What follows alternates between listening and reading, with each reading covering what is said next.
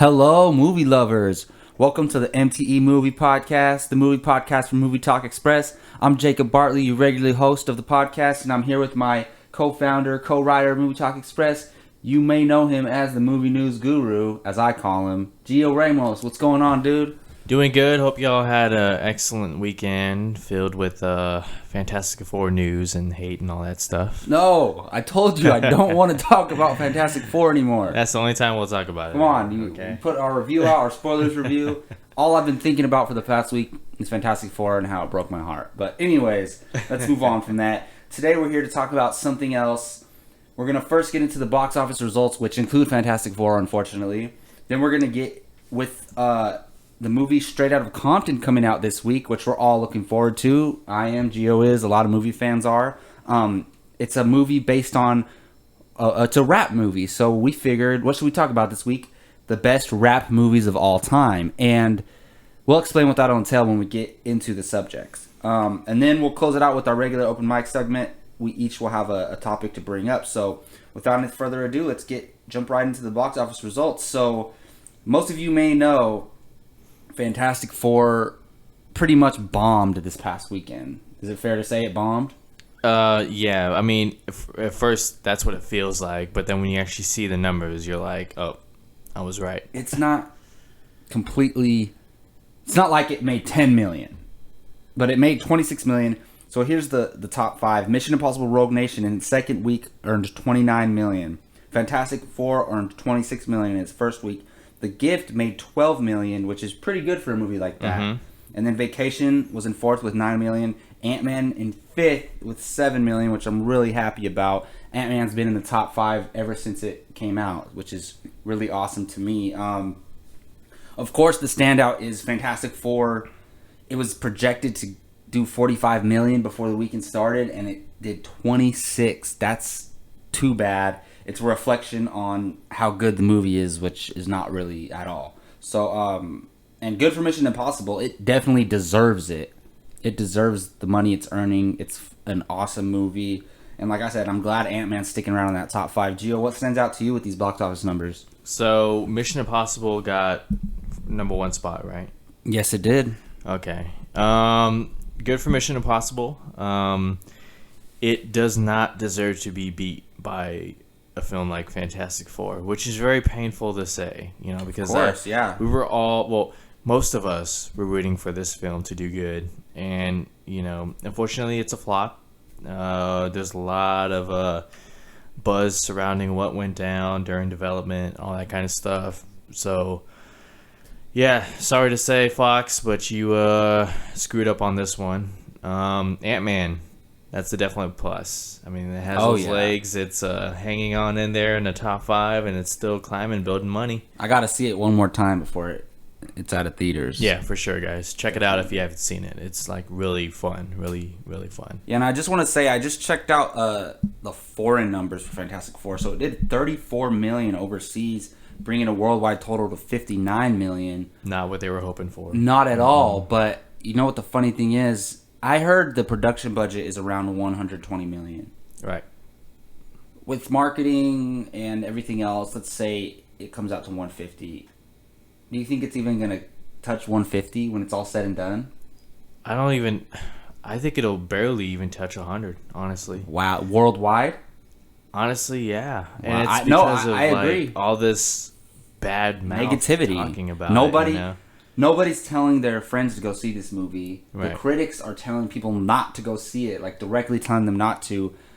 If somebody asks me about it, I'm going to tell them it's a bad movie. So it has all that bad word of mouth going for it. And word of mouth is crucial in today's world, especially with the internet and everything. Right. So, man, it's too bad for Fox, too bad for Fantastic Four. But Fox, you messed this movie up, so you pay for it.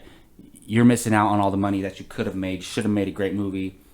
And it's partially Josh Trank's fault, but mostly Fox's fault, in my opinion. Yeah, his name is on it, so he gets part of the blame, too. Now, real quick, do you think Fantastic Four doesn't get a sequel? How do you think Fox approaches now? Do they go with a crossover film and put the Fantastic Four in there, or do they scratch the sequel? I have a feeling that they're gonna scratch it No, they're gonna hope people forget about this movie. They're gonna, let it die. And it's unfortunate because I love this cast. The main four and Toby Kebbell as Doom. I love the cast, so I was very much looking forward to them integrating it into the X-Men universe. But I hope they can find a way to do it. But I don't think they are. Yeah, we'll see. This is half their universe basically gone to shit. Yeah, pretty much. Yeah. All right, well, let's move on from the box office results.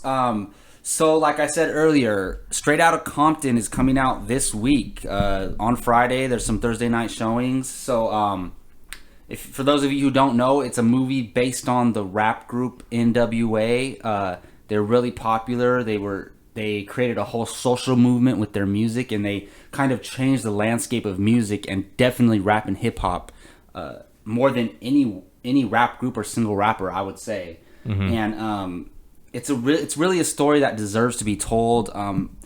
My father was really into like NWA, Eazy-E, Beastie Boys growing up when I was growing up, so I kind of grew up on that stuff. So I'm really close. This movie is close to home for me, and I'm really looking forward to it. And I love hip hop and rap in general, so I'm really looking forward to it. Are you looking forward to this movie, Gio? Oh yeah, definitely.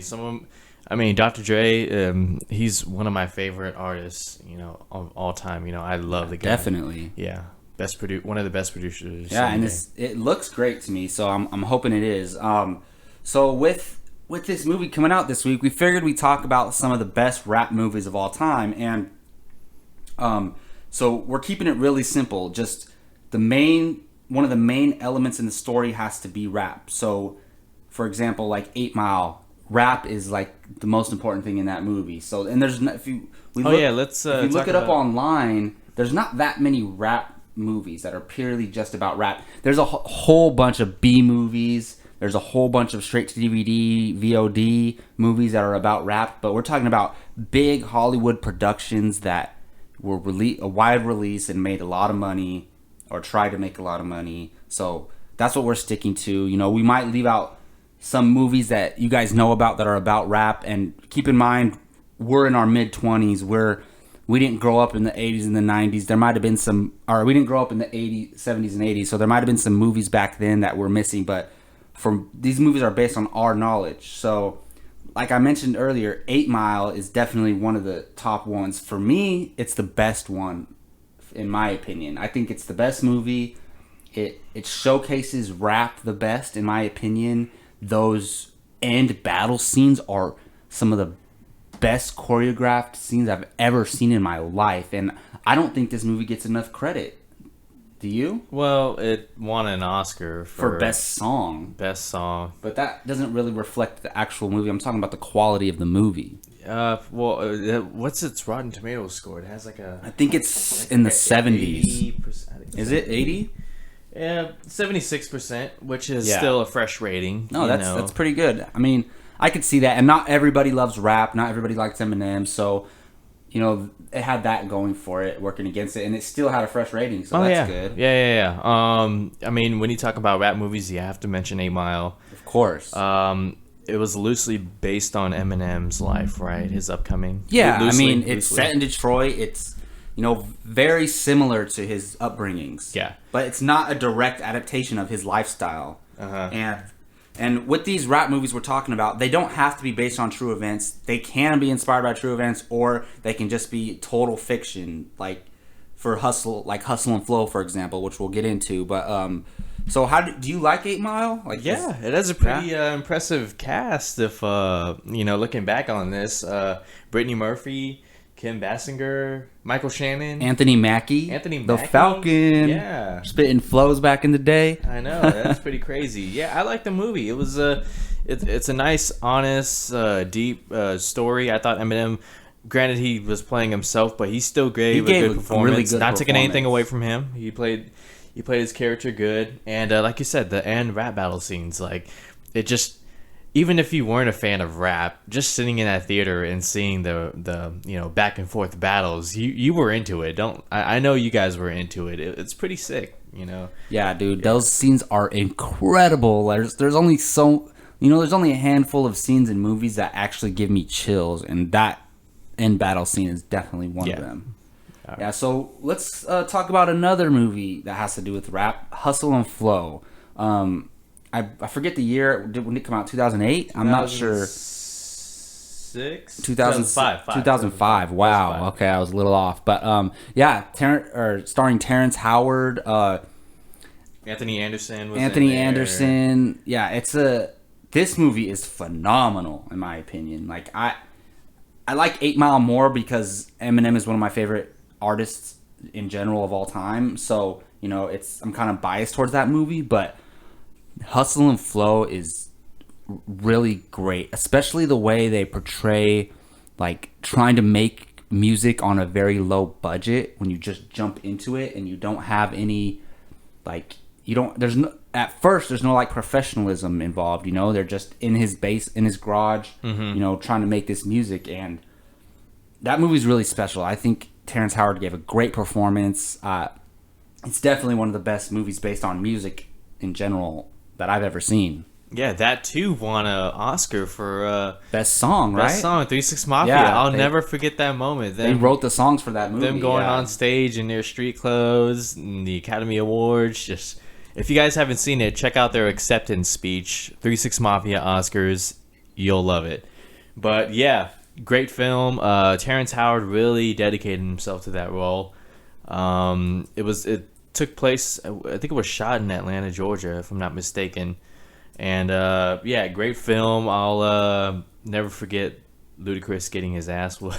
Oh yeah, that was awesome. Yes, minor spoiler, but whatever, guys. And if you haven't seen the film, definitely check it out. It's one of the better up and coming stories and about real life rappers. So check it out. Yeah. Yeah, and this movie Hustle and Flow was fiction. It wasn't based on anyone's life per se, and I think that's a little refreshing. There's a lot of like 8 Miles, kind of based on Eminem's life, and there's other movies like Notorious or Get Rich or Die Trying that are based on rappers' lives, but Hustle and Flow wasn't, and I like that. It gave them the freedom to do whatever they want with the character. There was no limitations. Yeah, and I really like that, but.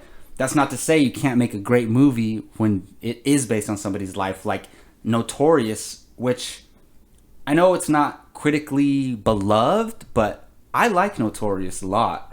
Biggie is, he's one of my favorite rappers of all time. I mean, I think he's in a lot of people's top lists, So when this movie came out, I remember seeing it in theaters and like the crowd was like so hyped and everybody was like so excited to watch the movie, and I actually really liked it. Did you like this movie, Gio? Oh, yeah. I agree with Roger Ebert, who gave it a 3.5 out of 4. Oh, wow. Like, I mean, this is one of those films where critics might not completely understand the story of B.I.G. I'm not saying I understand the story of B.I.G. I wasn't nowhere near Brooklyn or anything like that. But sitting in the auditorium and seeing the audience's reaction to... Notorious. Who's the guy who played him? Jamal Woodard. Oh, he did such a great perfect casting. Oh man. I want to watch this movie now. Talking about it. Yeah. He really played Biggie to the T, man. He was perfect. And audiences loved that, like how he portrayed, B.I.G. in the film and his little, remarks, his dialogue. Fans enjoyed that. So. This film really, I thought it did great, for telling the story, and they probably took some liberties here and there, stuff I don't know too much about, but I mean, when you see it in the film, you'll know what I mean. The shootings. Wait, who did you say played Biggie?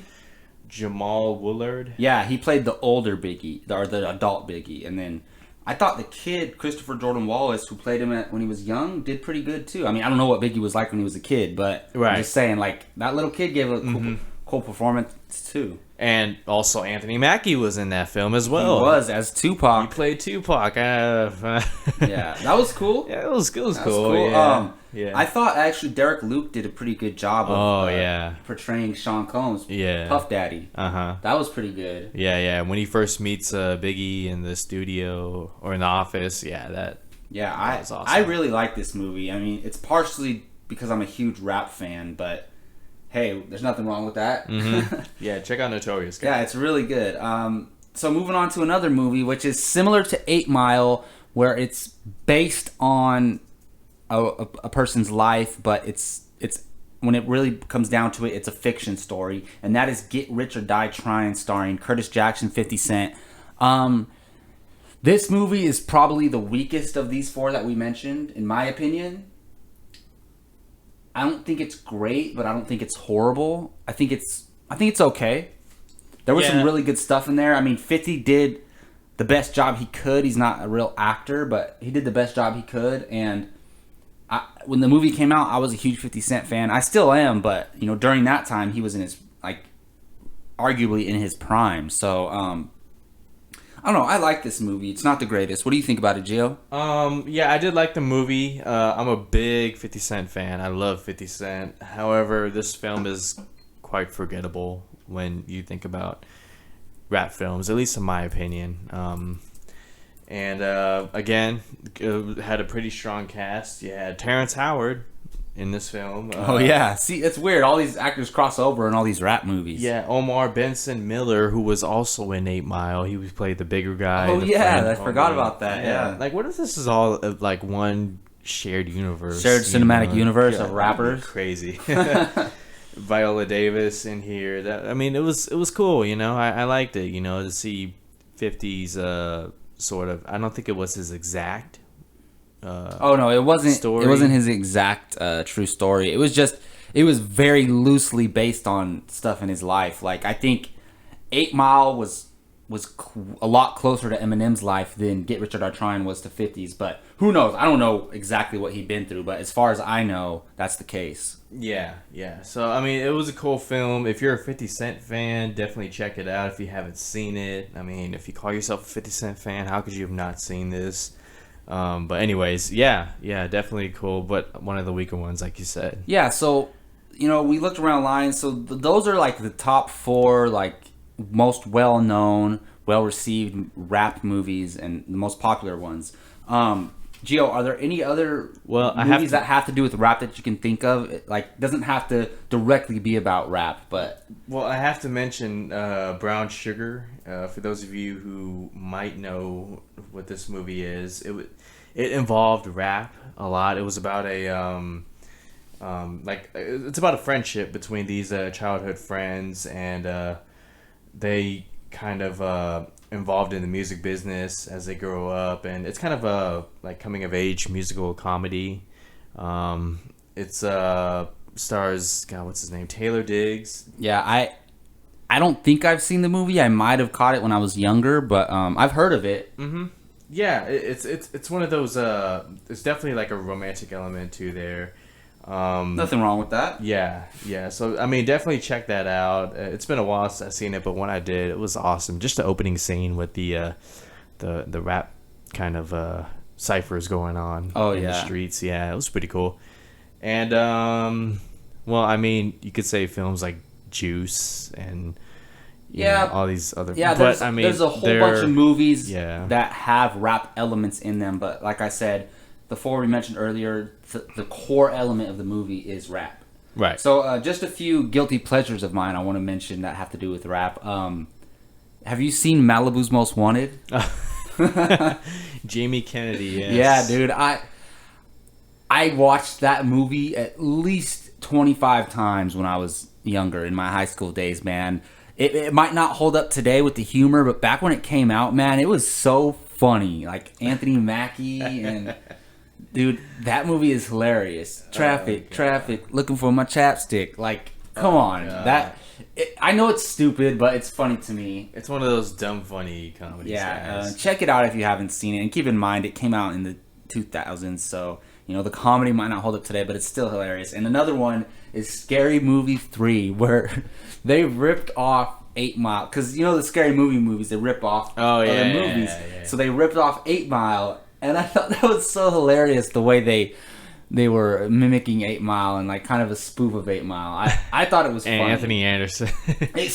What the heck? Anthony Anderson is in all of these movies. I know, man. What's going on? It's funny, yeah. But to agree, that little part in Scary Movie 3, he goes, my boy George is a farmer rapper, so you know he's been doing his shit all day. Something like that. Dude, those battle scenes are so funny. Remember Fat Joe's in it? Oh, yeah. Fat Dude. Joe and Simon Cowell makes a Oh, appearance out of yeah. nowhere. Please check out Malibu's Most Wanted and Scary Movie 3 for like some funny rap movies. I think they're great. They're enjoyable to watch. You know, Yeah. you don't take them too seriously. Yeah.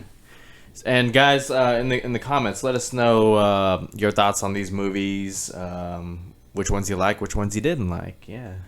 Yeah, that's please let us know, and let us know if we're missing any rap movies. You know, we never know. We might have totally looked over some that are pretty prominent throughout film history. All right, well, that's gonna do it for our best rap movies of all time discussion. We're gonna see Straight Outta Compton this weekend, and we'll let you guys know where we think Straight Outta Compton ranks among all these movies. So moving on to our open mic segment. You guys should know the deal if you've been listening to our podcast. If you don't, open mic is where we have the freedom to bring up any subject we want that has to do with movies, and we don't know what each other's subjects are prior to this podcast, so we kind of catch each other off surprise in it. It brings up some very interesting discussions. So let's start with Gio's question. What do you got today for open mic, man? Okay. Well, I remember a couple episodes back we were talking about reboots, remakes, and sequels a little bit. Yeah. And that kind of gave me the idea. The Hollywood is all about, bringing back the 80s as far as film goes. We've seen films like we've seen Terminator, get the soft reboot / sequel. Yeah. The Poltergeist, Vacation, RoboCop. So very recently they've been, reintroducing all these films. And I was looking at what else is to come, and it looks like we're getting some long-awaited sequels from Hollywood. So I'm gonna run these through you, and you tell me which ones you would be okay seeing, which ones you could see have success. So we have Top Gun 2, which Tom Cruise is expected to reprise his role as Maverick, and it's gonna involve pilots, how they're obsolete. They're sort of nowadays with the drones and everything. Yeah. And pilots trying to fight for their to keep flying, to keep their jobs, their place in today's Air Force and Navy. So there's that. There's Beverly Hills Cop 4, which has been in development hell for a while now, but Eddie Murphy is still attached and very optimistic about this. There's the Karate Kid 2, which is the sequel to the 2010 film. Are they actually going forward with that? Yes. Yeah. Wow. I don't mind that so much. Yeah. I didn't mind Jaden Smith in that movie at all. Jaden Smith and Jackie Chan, they had great chemistry. I like them. Rambo Last Blood, which is Stallone's next film after he does this upcoming film that I can't think of Creed? right now. Or another movie after Creed. It's another movie after Creed. Oh. Yeah, but Rambo Last Blood and Beetlejuice 2, the sequel to the 80s film starring Michael Keaton. That's coming back. So you have Top Gun 2, Beverly Hills Cop 4, The Karate Kid 2, Rambo Last Blood, and Beetlejuice 2. So my question is, which ones are exciting to you? Which ones do you want to see? And do you think could have success? Well, before I answer that, I just want to say I don't mind reboots, remakes, sequels at all. I'm totally okay with remake anything. Remake Scarface, which they're doing. I don't care. The original still exists. Remake The Godfather if you want. I don't care. The original still exists.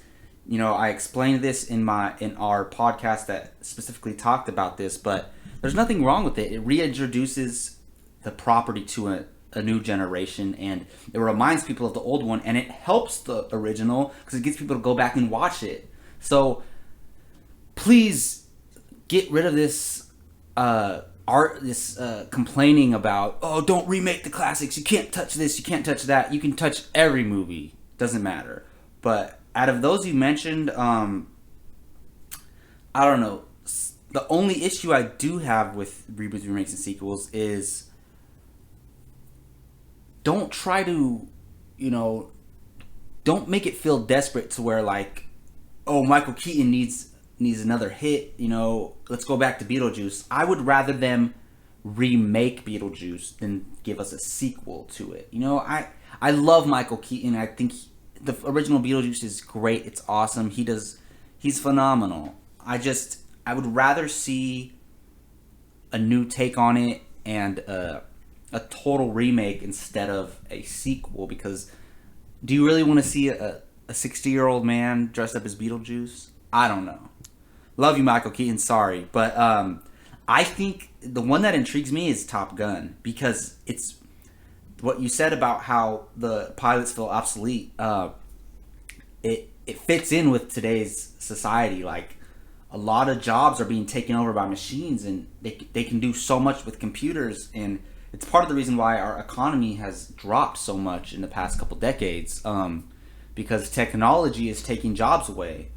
So I think they could explore that really well, and especially Tom Cruise is phenomenal right now. He's on a hot streak. He's Edge of Tomorrow, Mission Impossible, Rogue Nation, Mission Impossible Ghost Protocol, Jack Reacher. He's on a freaking roll right now. After seeing Rogue Nation, he's one of my favorite actors working in Hollywood today. No question. I respect the hell out of that guy for performing his own stunts. And I heard that. So most of you know Tom Cruise does his own stunts, and he likes to use a lot of practical effects as much as he can. I heard they're gonna do real flying and real pilots in Top Gun 2. Yeah, that would be incredible. What other movies did you have on there? I had Beverly Hills Cop 4, Rambo: Last Blood, and Karate Kid 2. I mean, I'll see Beverly Hills Cop 4, but I'm not too looking forward to it. But like I said, go ahead and make anything. But the other ones you mentioned, the Karate Kid 2, I'm all for that. I thought Jaden Smith, it's one of the movies that I actually like Jaden Smith in, the 2010 Karate Kid. And I think they could do something really interesting with him as an adult now. And what was the last one? Rambo: Last Blood. Oh, I'm totally in for that. You're just gonna see Sylvester Stallone just blowing people's heads off. So I'm totally fine with that. But yeah, man, it's kind of exciting because they can do some really intriguing things. But for some, like Top Gun, a sequel makes sense. But for Beetlejuice, a sequel doesn't make sense. Do a remake. That's how I feel about it. What about you, man? Well, I mean, I'm pretty much open to all these films. Top Gun 2, most excited for. Beverly Hills Cop 4, I want to see Eddie Murphy get back to doing what made him, this star, which was our comedies, action. So it would be nice to see him in that role. Karate Kid 2, what the hell are y'all waiting for? The first movie came out in 2010. It's 2015 right now. Next 2016 is only 4 months away, so get on the ball, guys. If you're going to do it, hurry. And Rambo: Last Blood, a little surprised about that. The Rambo movie, 2009, I think, that was a big hit. I like that movie. Very violent, very, very Rambo. So we'll see. And Beetlejuice 2, I'd be open to it. Michael Keaton's on a roll as well.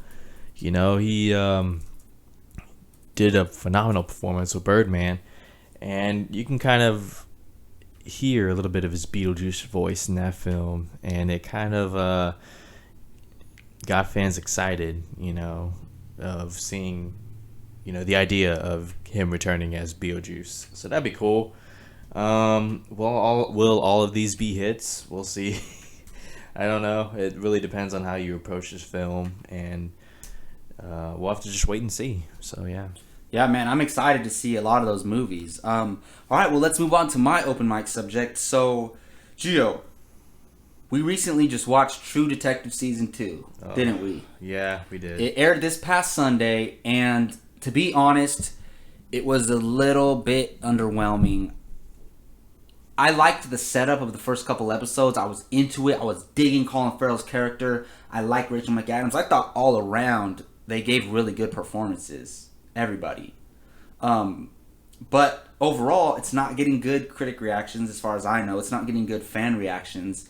I was completely disappointed with the whole series as a whole. I thought the season finale was horrible. Like, horrible. What are they thinking? And it sucks because the first season was so well received, and now this is kind of getting the opposite, and I'm wondering if they're going to continue with True Detective. But what my open mic question is, it does have to do with movies. Don't worry. I know it's a TV topic. Yeah.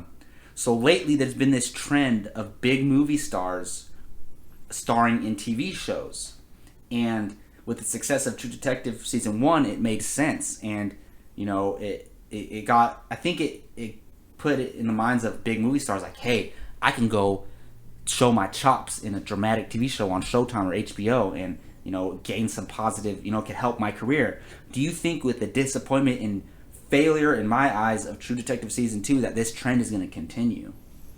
Yes, I think it's still going to continue. Because what people will agree on for True Detective is that the performances and the actors themselves, they weren't the problem. It was the script, the writing was all over the place, not putting enough development on this plot and focusing on this subplot, so on and so forth. So I do think it's still going to continue, especially in Netflix. What they've been doing, it's been incredible. You have House of Cards, Orange is the New Black. There's that one Netflix show with Jane Fonda. I can't think of it right now. But I think it's still going to continue, and you're seeing these actors sign these Netflix deals, to work. Like Adam Sandler. But they're making movies though. But still, So I mean, I think it's still going to go on. You're still going to see actors get into these TV shows, and because it's, for one, I want to say it's a little bit more creative freedom. Yeah, I think so. Yeah, especially and it during gives them cable. time to, in a movie, they have to, portray this character and make him believable in 2 hours. Mm-hmm. With the show, they have time to develop that character and grow with it, I think. Yeah. And this reminds me, you guys should check out this show on Netflix called Showrunners. It really gives a behind-the-scenes the lifestyle of these people who, guide, these TV shows, and it really gives some great insight into how these shows are made, how they approach each week. It's not just network shows, it's also cable and Netflix and that kind of stuff. But to answer your question, yes, I think it's not going to stop anytime soon, especially with True Detective. I think they're going to make a season 3. I think they'll keep it much smaller than this season's, and it's going to be around for a long time. It's going to continue to grow. I think so. Yeah, it's funny because 10 years ago, actors weren't starring in TV shows. It was kind of like you would go star in TV shows if your movie career was failing. Mm-hmm. Now, the successful movie stars are going to TV. Like Dwayne "The Rock" Johnson is one of the biggest movie stars on the planet right now, and he's committed to a show, Ballers, on HBO. Like, it's so refreshing to hear that these actors, their egos aren't too big. Like, they're able to step down and star in a TV show, because I think it comes from a place of passion for acting for them. Mm-hmm. So it's really intriguing to me, and I respect that. I just thought True Detective season 2, with it being bad, that maybe some actors might want to stay away. But you're right when you say the performances weren't the problem with True Detective season 2. And I think even though the show was horrible, I think what people do notice is that I think people are going to take Colin Farrell more seriously now. I think people are going to take Rachel McAdams more seriously. I think people are going to take Vince Vaughn more seriously. And Taylor Kitsch. I thought Taylor Kitsch did a great job in his performance, even though I don't know about his character, but his performance was really good. Mm-hmm. I got my eye on all 4 of them. I already liked all 4 of them, but especially after this season, and I really like their performances. It's going to be interesting to see what they do. But yeah, especially in the last 5 years, a lot of actors have been doing TV, like Billy Bob Thornton and Martin Freeman star on the show Fargo. Like Eva Green and Ethan Hawke star on Penny Dreadful on Showtime. Like mm-hmm. It's a trend that's been going on a lot, especially ever since Matthew McConaughey and Woody Harrelson starred in True Detective season 1. That was like the big shocker. Like, wow, these guys are both phenomenal Oscar-worthy actors starring in a TV show, which was essentially a big movie, but they gave it their all, and I think it showed actors that they can star on TV and be taken seriously. Yeah. And it could even help their career, and I think it's a trend that should continue, and I hope it does. Yeah, I agree.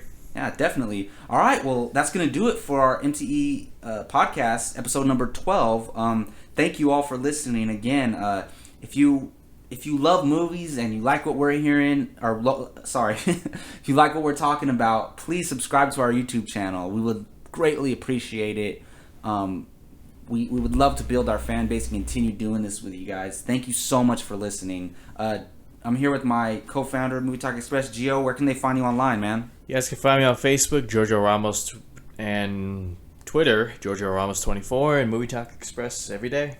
Yeah, and you can find me, Jacob Bartley, on Twitter, at Jake Ryan Bartley, on Facebook, Jacob Bartley, anywhere, Jacob Bartley. And don't forget to check out our site, movietalkexpress.com, to get great movie reviews, great news articles, great speculation and conversations. Find us on Facebook at Movie Talk Express. Find us on Twitter at Movie Talk EX. And please, again, don't forget to subscribe to our YouTube channel and hit that like button if you liked it. Thanks again, and we'll see you guys next week.